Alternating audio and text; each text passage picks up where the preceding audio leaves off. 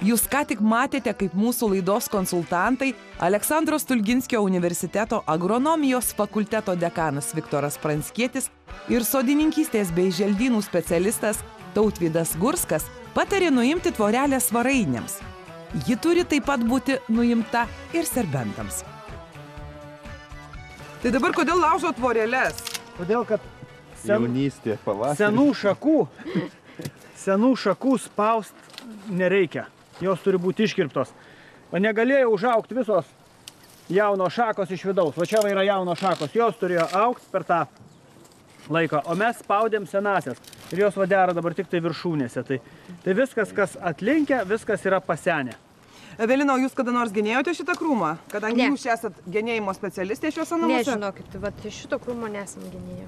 Tai va... Iš tikrųjų, kokias pamokas dabar galėtumėt pasakyti Evelinai ir visiems tiems, kurie dar yra nesusitvarkę būtent serbentų, agrastų krūmų ir būtent tokiamis tvorelėmis bando išsaugoti? Vat pažiūrėkit, sena šaka ir apkerpėjus, matot?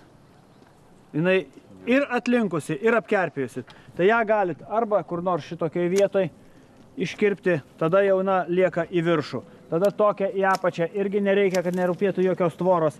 Šita šaka, matot, apkerpėjusi, kur pas ją smulkios šakos, va tik tai čia, tik čia dera. Kirpkit ją visą nuo apačios, paliekant kokius 5 cm, kad iš jos apačios galėtų augti dar kas nors. Va čia labai gerai matyti, šeimininkai kažkada karpė palikdami, tai va iš jo išbėgo naujas, šviežias. Pirmais metais 20–30% krūmo pamažinti, kad kvėpuotų, jis vat kvėpuoja, prašau, kai suspaudžiam su tvorelė, jisai dūsta tenais, nauji ūgliai neveda, tai vat dabar jau jisai padėkos jums, garantuoju. Tai aš manau, kad dabar Evelinai duodam namų darbų. Visus tuos likusius krūmus susitvarkyti, kiek čia 5, 4. Atvažiuosim kitą pavasarį pažiūrėti. Tvoros serbentams ir svarainiams prasto ūkininkavimo pavyzdys. Visgi genėdami vaiskrūmius praretinkime senas šakas. Tačiau dalį turime palikti, kad išsaugotume būsimą derlių. Neretai sodininkai mėgstantys avietes nežino, kaip ją sutvarkyti, kada nupjauti rudenį ar pavasarį, kokius stiebus reikėtų pjauti. Pas dainininkę Eveliną Sašenko auga remontantinės avietės, kurias reikėjo sutvarkyti dar rudenį. Reikėtų dabar galvoti, kad tie stiebai, kurie buvo nederėję arba mažai derėję, čia va tik viršūnį, tai vienas kitas galėtų likti tam, kad gauti ankstyvą į derlių, tą kaip būtų natūraliai aviečių derlių. O visus kitus reikėtų nupjauti ir laukti naujų atžalų.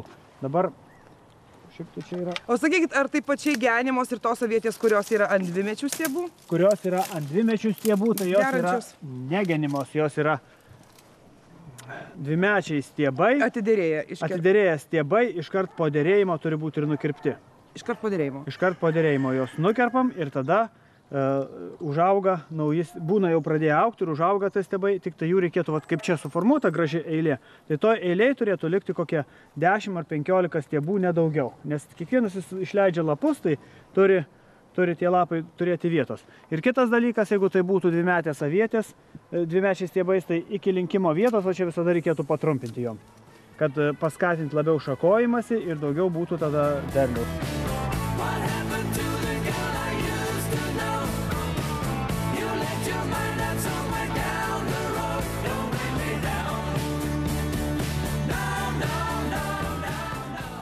Va, būna tokių kirmelyčių. Va, gali būti stiebinis gumbaudis arba stiebinė gumbalapsvė. Va, tai rudenį būtų gerai visus tuos stiebus, kurie turi gumbą apačioj, nes čia peržiemoja. Ir dabar gerai, jeigu dar jie neišskridę, juos nukirpti ir sudeginti. Nes ten yra kenkėjas ir tie stiebai bus vėl nuolat pažeidžiami. Pavasarį dar vienas svarbus rūpestis – vaismedžių, vaiskrūmių ir visų dekoratyvinių augalų tręšimas. Aš noriu jums pristatyti vieną mašiną. Tręšimo labai brungia. Pati naujausia tręšimo mašina ir sutaupanti labai daug nugaros ir sutaupanti labai daug laiko. Čia jūs sukūrėt, ar ne? Ar čia sukūrėm mes, čia nežinau kas gamintojai butelių. Jis sukurtas taip, kad jeigu esi tinginys, tai tada... Tai čia neaktualu šičia. Čia neaktualu, bet tada gali eiti tręšti tiesiai po medžiu. Kada daug reikia patręšti gyvatvorę, medelyną, kada daug reikėdavo patręšti, 20 sarų pavyzdžiui, tai tręšdom rankom maždaug pusę dienos dviese.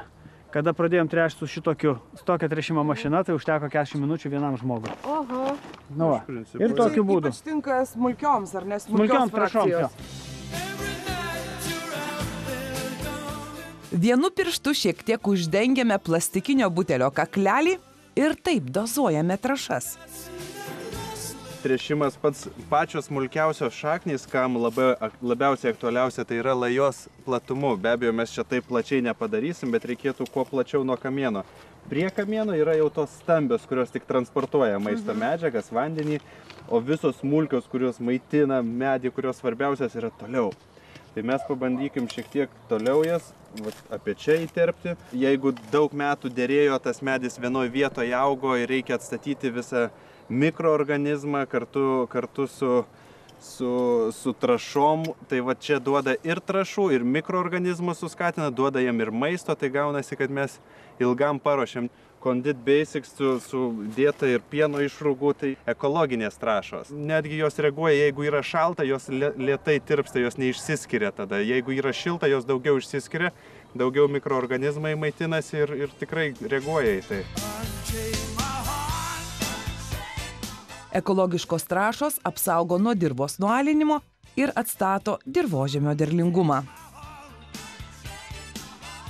Po žiemos iš karto atgaivinti visą mikrobiologiją, tai tikrai tinka visiems auginojams, serbentam, avietėm, braškiam labai gerai, obelim, vaismedžiam, kriaušėm, bet kam. Netgi ir vejai tai pačiai, jeigu matot, kad pas jūs įšalinta, sunkiai jau auganti tokia, jūs ilgai neprižiūrėjot, jos tik tai pjovėt, jinai pradeda tokia vos vegetuota, lėtai augti, samanos paskui užkariauja, labai lengvai tada užeina viską, netgi ir čia matau jau po truputėlį eina samanos. Tai vat, kad atgaivinti ir ilgam, tai reiktų įterpti, bet tą tada reiktų daryti bent jau po aeravimo, tada supjaustoma dirvos paviršius įpjaunamas, pabarstoma, tada geriau įsiterpia.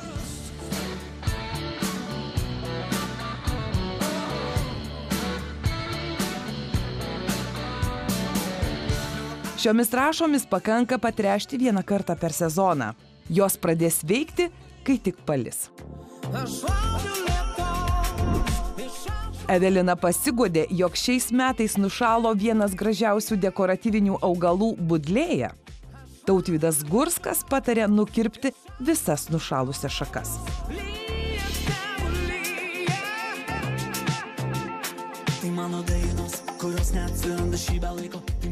Nušalusią budlėją ir aplink augančias dekoratyvinės gėles Tautvydas Gurskas taip pat patręš.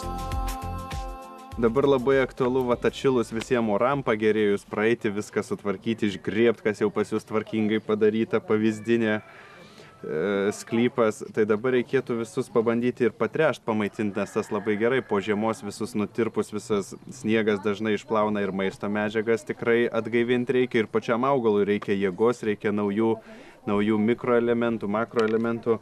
Turime gerų medžiagų dabar, kurios mums padeda, jos tinka ir ekologiškai, tai tikrai jeigu jūs ekologiškai ūkininkaujat, jūs joms padės.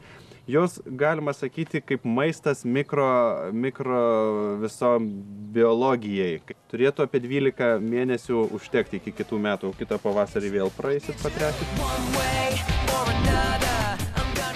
Jau šį savaitgalį turėtume sutvarkyti ir rožynus, kurių šią žiemą Evelina sako nebuvo uždengusi. Nušalusius stiebus nukerpame iki gyvos vietos, pataria mums specialistai.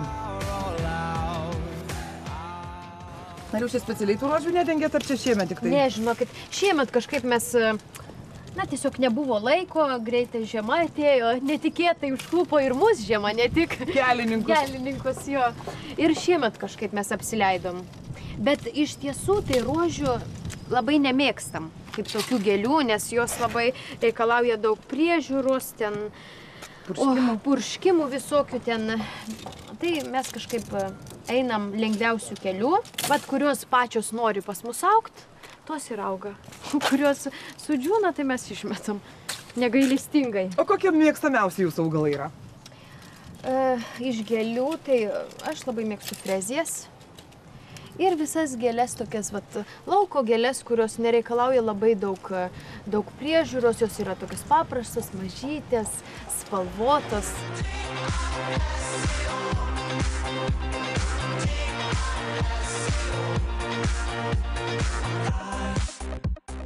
Išleidžiam jau mūsų agronomijos fakulteto atstovus, dekaną Viktorą Pranckietį ir magistrantą Aurelijų, kurie mums šiandien pagelbėjo. O aš labai noriu padėkoti Jums, kad atvažiavot pas mus.